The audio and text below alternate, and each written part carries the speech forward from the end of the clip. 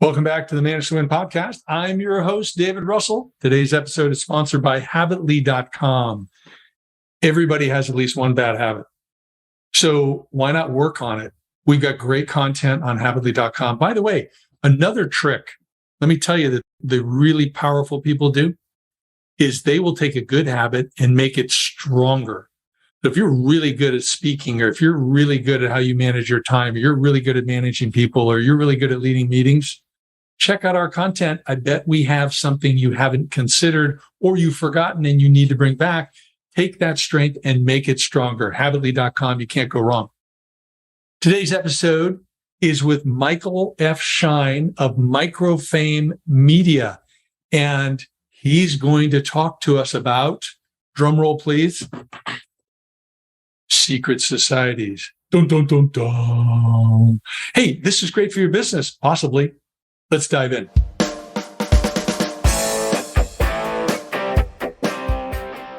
Welcome, Michael, to the show. It is great to have you back. You were on episode 140. That's actually 190, by the way, if you include the 50 we did as No Bad Bosses. But hey, I'm glad to have you back now because you have actually taken something from your book and you knew all this stuff. You tested all this stuff, but now you've done a deep dive.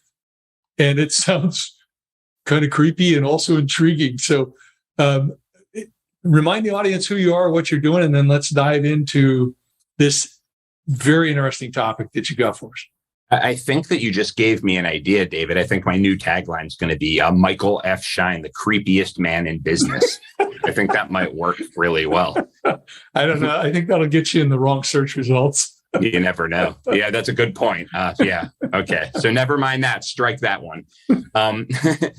But hey, it is really great to be here. I actually think that when I put out the book, when the book was released, your podcast was one of the first ones that I did. So it was really exciting to sort of go out into the world with your stuff and everything. Yeah, and remind people of the title of the book. Yeah. So it's called The Hype Handbook. It was put out by McGraw-Hill. And should I say the massive subtitle, which I wrote the book and I don't even know how to say it in order. Here, I'm reaching for it now. The subtitle is 12 Indispensable Success Secrets from the World's Greatest Propagandists, Self-Promoters, Cult Leaders, Mischief Makers, and Boundary Breakers. But so it's kind of a descriptive title, but I would just type The Hype Handbook into Amazon if you're going to buy it. Yeah, I got to go back through it. I tell you, because it's cool stuff. So, but you've taken one of these and you've dove deep. So tell us about this. Well, yeah. So just to give a little bit of background or context for people who didn't listen to the other episode, the book, which is based on my work, my many years of what I do, both originally in a marketing agency that I founded, and then the company evolved, my company, Microfame Media, where we actually help people implement what we call hype programs. And essentially what that was I see all of these people or saw all of these people doing traditional marketing. And while that was a term that had a lot of meaning at one time, it really, for many people, has come to mean pushing the right buttons on the right technology. So you'll sadly meet professional marketers who are really good on Instagram and really good on LinkedIn and really good on TikTok, and they know how to build inbound links. But when you sort of ask them why they're doing it, they almost can't really put into words that they're trying to get companies the opportunity to make money through sales, right? So, and that sounds so ridiculous, but if you keep your ears open, you'll find that there are professional marketers who are really focused on the tactics and don't even really think about why they're doing it. And what I realized was a lot of the people who I thought were even better at drumming up the kind of attention and energy that leads to an action, which in business is sales, were also people who never in a million years would have considered themselves marketers. So on the kind of negative side of the fence, propaganda artists and cult leaders, but also rock and hip hop managers and, old time circus promoters like P.T. Barnum and things like that. So what I challenged myself, because I found these people so interesting and they were much more appealing to me than regular old marketers, I said, is it possible to distill from what all of these people do a set of strategies that are not necessarily evil, because if these people are really good at what they do just because they're sinister, then that's not what I'm going to dedicate my life to. But if it just so happens that a certain type of person sees the world the way it is, not how it ought to be, but you can apply that stuff ethically, that's really useful. That's just mass psychology. So long story short, I found out that was the case, and I wrote this book about that. So strategy number 2, there's 12 strategies in the book that if you read the book and you master the strategies, you really can figure out how to drum up a lot of attention for your stuff. And strategy 2 was called Build a Secret Society, which is the idea that the best hype artists, as I call them, make it look like their success is grassroots, but under the surface, they have people pulling the strings for them. So I wrote about that, just kind of using that term almost tongue in cheek. But in the 2 or so years since the book came out, I got really interested in real secret societies. So I said, there's always, especially with all the conspiracy theory stuff that's been going on, you hear all these kooky, right? So all these kooky people are talking about the Illuminati and the New World Order and the Freemasons. So I was like, well, what is it that captures the imagination so much? Why has every ex-president or 15 ex-presidents been in Skull and Bones in Yale? And what I found was there's nothing really special going on behind the doors of these secret societies, real secret societies. They're actually more or less drinking clubs. But the secrecy is the point.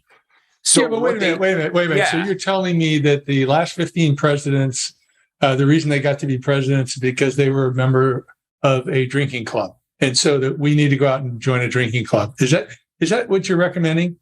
Or am I extrapolating out too much here? So not any old drinking clubs. So okay. So let me.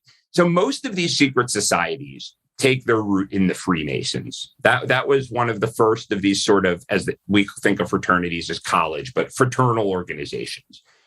And the whole thing about it was they really made a big deal of the secrecy, that you come in and you have to reach certain levels and you wear an apron and you tear something on your shirt and there's always a checkerboard floor and no one can go into the inner sanctum and you have to say these special things. And they have this speech where, on pain of having your tongue pulled out and your throat cut, that you can't reveal the secrets. But the fact of the matter is these secrets have gotten out a million times. And the point of the secrets is the secrecy. So in other words, you have to be invited into the secret society. Everyone really craves learning the secrecy, but the secrecy is there just to keep non-Freemasons out. So it creates a sense of drama and excitement, and only certain people get in. So when Skull and Bones does all this stuff with, the skull of Geronimo and this and that, what makes all these presidents part of it is that only the most elite people get invited into it. And and the secrecy bonds them, but nothing special is going on behind the doors. They're just kind of hanging out.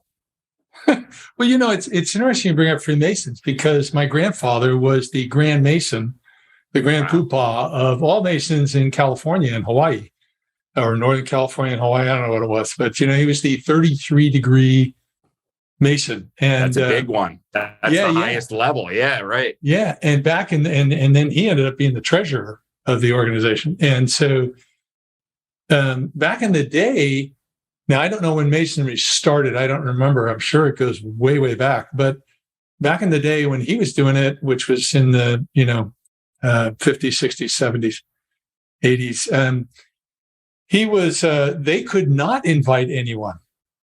That was a rule back then. Now I believe that's changed more recently. To come see the secrets, right? Well, no. To become a Mason, if you invited someone, you were kicked out. So how did new Masons come into the organization? Somebody had to ask. Yeah, actually, that's true. I actually, that's funny, because I think it was the kind of thing where people would drop hints to let them know that they were open to being asked. It's kind of like a vampire. That's a good correction. I actually did read that.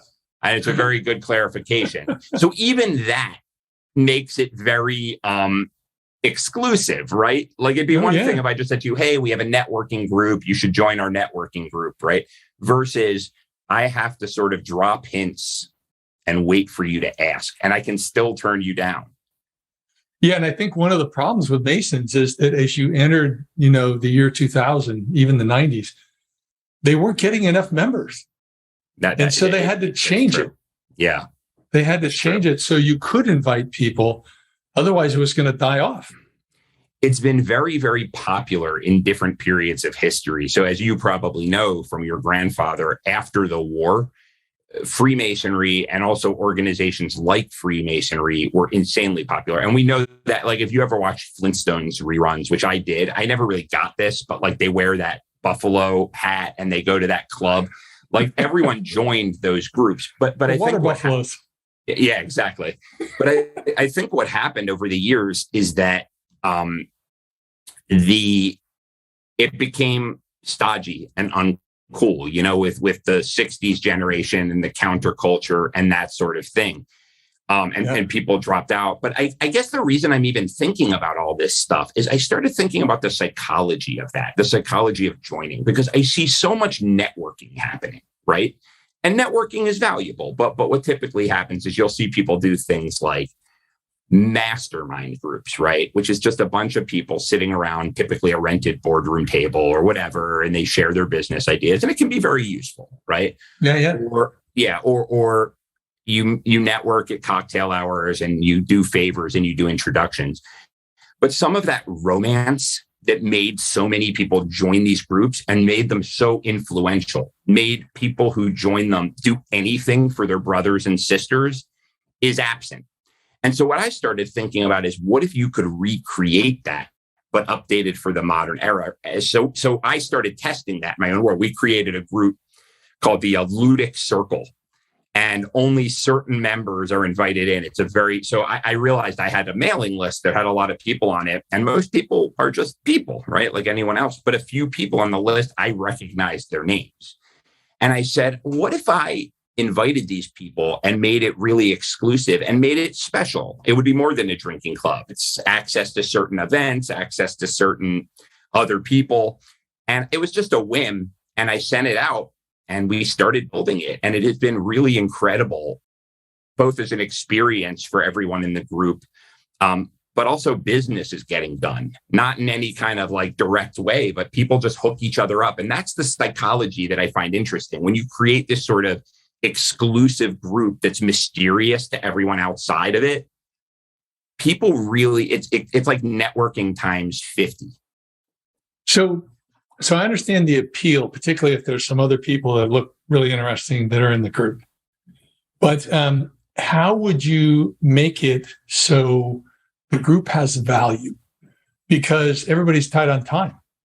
So if I'm going to do this secret society, then I'm not going to have time to do something else.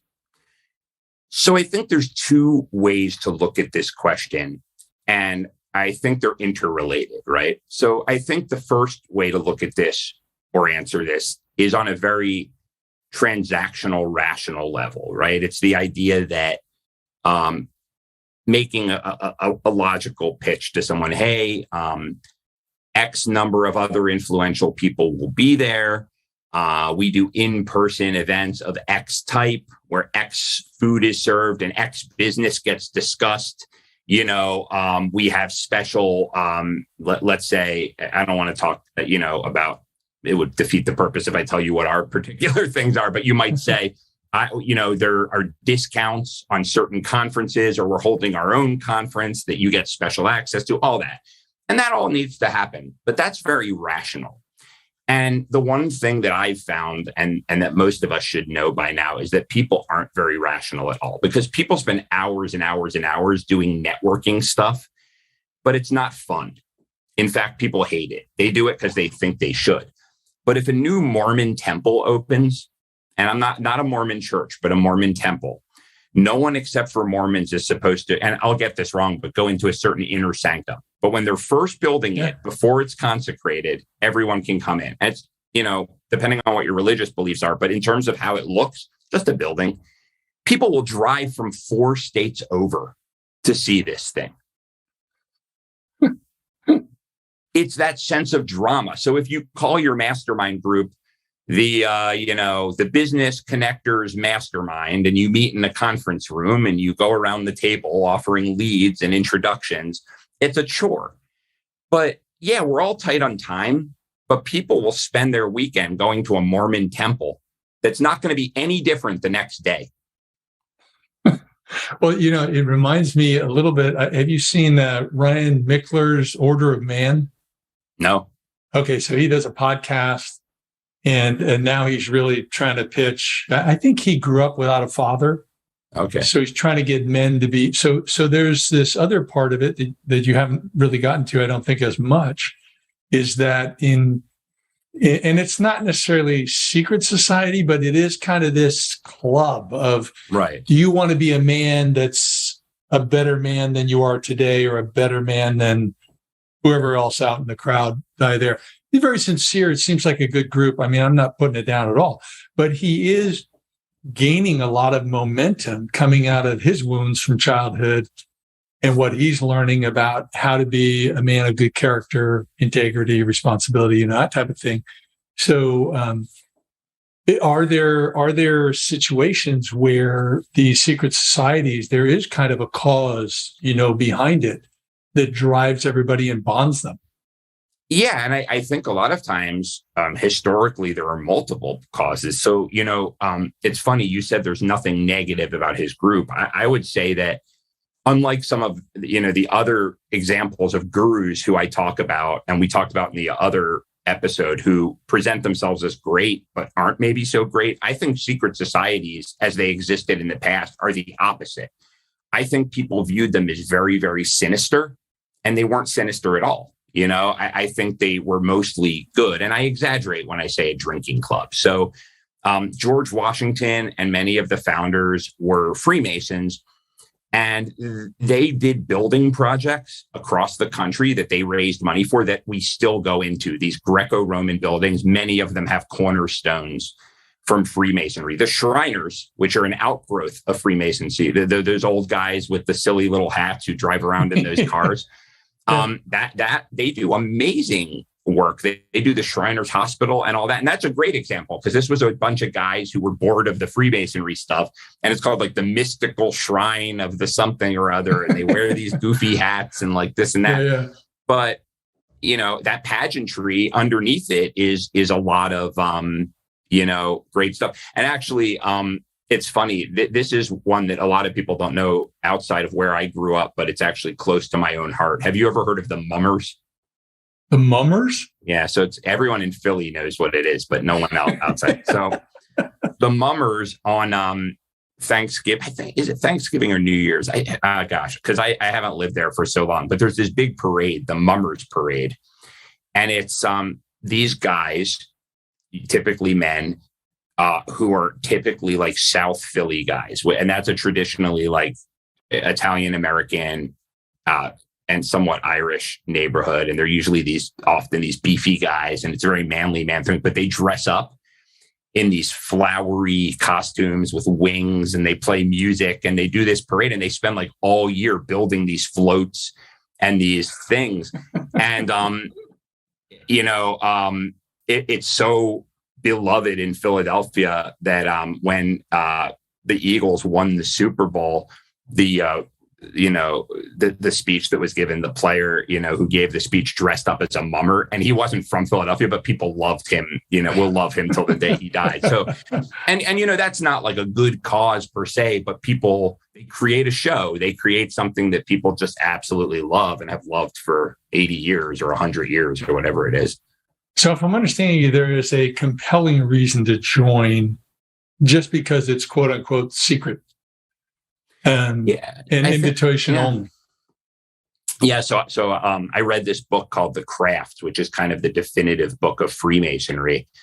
And the first scene in the book is this gentleman who, and this was in maybe, hundreds of years ago, but he was a Freemason, and he was kidnapped, or I don't know if you'd call it kidnapped. He was arrested when he was out of his own country. I think he was English, by the Catholic Church, by the Inquisition. And according to his book, they tortured him relentlessly, and he wouldn't give up the secrets and blah, blah, blah, blah, blah.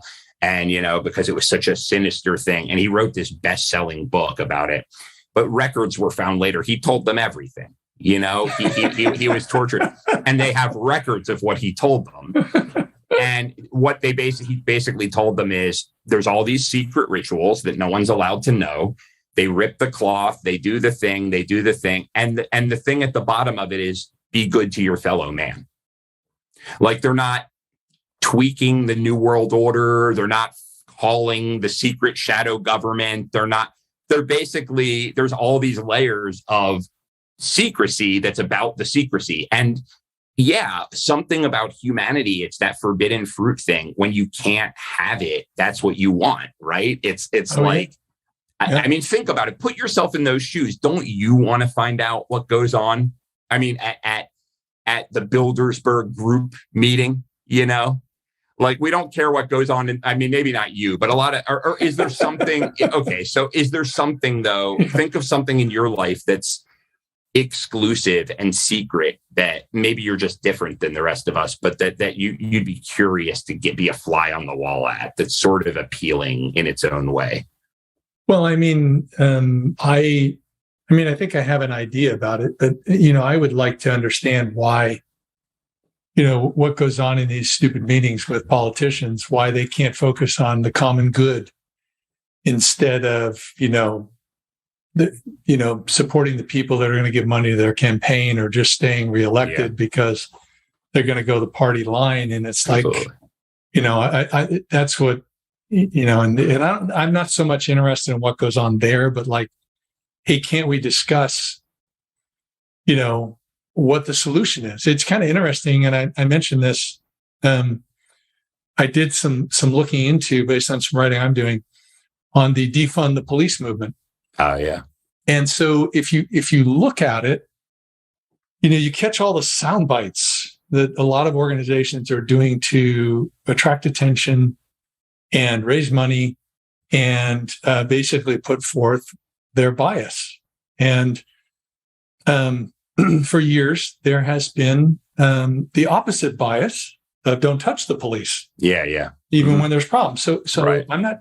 It's always a pendulum. Human beings are so bad at like finding a middle ground. That's right. And so as I peeled back the onion a little bit on the defund the police groups, and then you went into some people who don't believe in incarceration, don't do prison.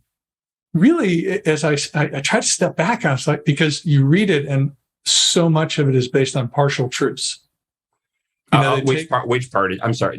What the people claim, or correct. Yeah. So, like, one of the claims of some of the defund the police people, such as Black Lives Matter, is that policing in the United States started with slavery patrols. I have heard that soundbite. Yeah, I don't know. I don't know anything about it. It's been promoted in columns in USA Today and some credible news. But if you look at it, it's not totally true, because first of all, even I saw one article where somebody was saying this is the problem, but they said, well, historically, it's actually accurate that police actually started in Boston, Philadelphia, New York, whatever, just as police. Yeah, and they were usually, I think they were often, you would pass it down. It was a lot of Irish families and things like that. Yeah, right? whatever. It was to stop theft and drunkenness and prostitution, whatever. Yeah. As it moved to the southern states, what they say is the police started as slave patrols. Well, so what you're saying is that in the southern states, they didn't have any theft, they didn't have any drunkenness, they didn't have any murder, they didn't have, so they didn't have any police but slave patrols. So the long story short is that it's just being twisted. And when you peel it back, the interesting thing is that rather these people all come from a place of pain, but they actually have something in common with the people on the other side. People like me who say, it's the horseshoe effect. The more over here you get, you come to the exact same place. Yeah. And if you can peel back the emotion, basically people want to see law enforcement improved. And they want to see prisons rehabilitate instead of penalize. And how can we do it better? But it doesn't get focused that way, Michael. So anyway, sorry, long rabbit trail. No, this is great. I mean, if I'm frank, lately, and as you know, I'm a big reader and researcher, but I feel like a crazy person. And I'm not saying that as a joke. What I mean by that is I hear something that I thought was very true that I've read from a so-called credible source, and then someone else points me in a direction of another so-called credible source. And I feel that unless I'm going into the archives and reading this, the original sources, I have gotten to the point where I have no idea what's true anymore. And I think that's a very scary, disorienting facet of our modern era, So what you're telling me sounds logical, and then what other people tell me sometimes sounds logical, especially if it's in USA Today. And the sum total is that I recognize in myself, I have certain inclinations and biases and things I want to be true. And I tend to favor that information and discount the other information. And I mean, this is outside the realm of business, but I don't know how to sort through it anymore. Well, I think what you're saying is true. I think as leaders, we have to not take sound bites as 100% true, but, pause and take some time to research. And I think that's one of the beauties in the way the founders of our nation structured the federal government, that you have the legislative, the executive, and then you have the judicial branch. And the processes there were meant to slow things down with decisions so that the research could be done and other viewpoints could be brought up. And, I think that's super important in today's society, particularly when you talk about hype marketing, right? But I love your idea of the secret society, in that, is there something you could do in your business that would give people either connection with others or would give them access to some best practices that they wouldn't have otherwise, because they're part of this group that is openly sharing? Yeah. So that's a great question. And in some ways, it's the central question of what we're talking about, because the concept of basically all my work is, how do you look at this stuff that is kind of fun, but that's been successful in its own way in sort of a weird niche area that we don't usually think of as business? And can we repurpose the best parts of that ethically for our business, right? So a lot of us in business, when we're talking about generating sales, attention, leads, whatever you want to call it, we do a few things. One, we have this fear of missing out with the technology, right? So we hire the latest TikTok person, or many podcasts are really useful, but then there are people who just start podcasts because it's the newest thing to do. I remember when there was a blog, when blogs were really popular and they were really useful, but then I remember my dentist started a blog. This was like 8 years ago. And I was like, okay, this is done, right? So people will do that. They'll jump on the latest technology, right? And we're all guilty of that. And the other thing people do is they do what I call traditional networking, right? They say, oh, I'm not hustling enough. I'm not getting out there enough. So I'll hear people brag. I went to 2 events. Usually young people say this. I went to 2 events every night, for the whole week. And there's value in that. But I mean, ultimately, you're just one of the horde. You're just one of the people passing out business cards, doing favors, making introductions, right? But those people don't really care about you. It's very transactional. So if you can instead become the person with the white coat, right? If you can say, okay, what do I have that's cheap for me to give up and valuable to other people? And it's usually not what you expect. So I always talk about music because I was in bands when I was young and I love music, etc. Yeah. And you find out that a lot of people really, even when they're older, I mean, rock music in particular is pretty old now, even punk music is old. So you see a lot of successful people who are really interested in music. This isn't what I've done, but let's just say, you had that. So maybe you're someone who still knows what all the great shows are. Let's say you're into underground music, and because you're so interested, you actually know the people in these kind of small but exciting bands, right? That people like. What if you said, okay, I'm going to do a group of, invite only small, music fan sort of, a fan of music groups, and we'll do concerts twice a year, and you have to have, You have to be a member to get special access to it. And you're not talking about the Rolling Stones. You're talking about, let's say, indie rock bands who would do this, right? So they come in and then you say, we get you, we talk about music. We put out a publication that's just for the group talking about all the new bands, but it's all business people. And there's actually a guy named Greg Larkin who does something like this. It's not secret, but he has an exclusive invite-only group called Punks and Pinstripes. He's a punk rock music fan. And his specialty is innovators within organizations. So in other words, people who are disruptive.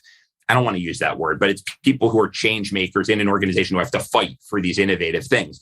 So he has a bunch of high-level executives like that who get together and help each other out in this Punks and Pinstrips, and they pay money to get in, but they all happen to be fans of like hardcore punk because when they were 16 in 1985 or whatever, that stuff was a thing. And those types of people tend to be creative. And he's done very well with that. Well, Michael, it occurs to me there's another piece of this puzzle is, are you looking for a secret society that's 7 or 8 people or 7 or 800 or 7 or 8,000 or, 1 million? So it seems like that's one of the things you got to kind of figure out up front also. Is this going to be like a peer group or is this going to be like, something that's thousands of people like the Masons or something else? And it depends what you're trying to do, right? I mean, I think the brilliance of the Freemasons is that there were millions of people at the height, but there weren't more than, I don't want to get the numbers wrong, but 150 to 200 in any one lodge, right? So like, I'm sure your grandfather didn't meet with 5,000 people every week, right? They were these separate lodges. So, I think it depends what you're trying to do. I would say that giving the feeling of small is important, right?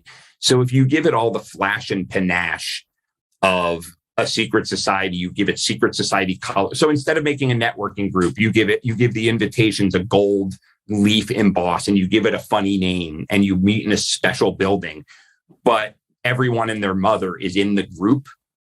People are going to find that out really quickly. So you have to get good at saying no. You have to, someone asked me the other day, someone who I had asked if they had a press opportunity, and nothing against what this person did. And I won't say who it is, but it was actually about, I wanted to talk about the secret society stuff. And this person said, I'd love to sit in on a meeting and hear what they do so we can talk about it. Now, I like this person. I think this person's talented, but they're not a good fit for this particular group, right? Because we're trying to keep it very, very, very, very accomplished people, right? So, and this person is just accomplished. So whatever that means. So I said, no, not yet. That's not really what this is, And then they said, well, maybe you want to invite me in. I'm doing these interesting things.